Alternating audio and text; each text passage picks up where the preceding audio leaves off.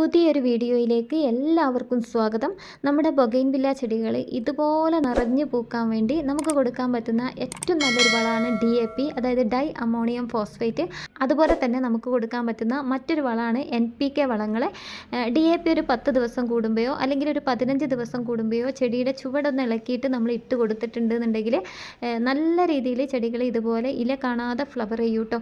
അതുപോലെ തന്നെ നമ്മുടെ NPK വളങ്ങളാണെങ്കിൽ അതിൽ ഫോസ്ഫറസും പൊട്ടാസ്യം കൂടുതൽ അടങ്ങിയിട്ടുള്ള NPK വളങ്ങൾ ഒന്നുകിൽ ലിക്വിഡ് രൂപത്തിലോ അല്ലെങ്കിൽ അതേപടി നമ്മൾ ചെടിയുടെ ചുവട്ടിൽ വിതറി കൊടുക്കുകയോ ചെയ്തിട്ടുണ്ടെന്നുണ്ടെങ്കിൽ ചെടികൾ നന്നായിട്ട് ഫ്ലവർ ചെയ്യാൻ അത് സഹായിക്കും.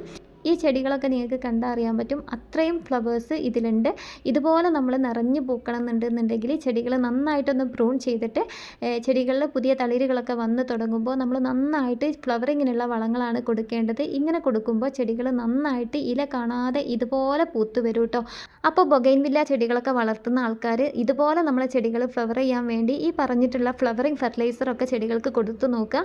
അതോടൊപ്പം തന്നെ ചെടികൾ നല്ല രീതിയിൽ സൺലൈറ്റ് കിട്ടുന്ന ദിവസം ഒരു 6 മണിക്കൂർ ഡയറക്റ്റ് സൺലൈറ്റ് കിട്ടുന്ന സ്ഥലത്ത് തന്നെ ചെടികളെ വെച്ചിട്ട് വളർത്താനായിട്ടും കൂടെ ശ്രദ്ധിക്കുക കേട്ടോ. അപ്പോൾ ഇതാണ് ഇന്നത്തെ നമ്മുടെ വീഡിയോ. എല്ലാവർക്കും വീഡിയോ ഇഷ്ടപ്പെട്ടു എന്ന് വിചാരിക്കുകയാണ്.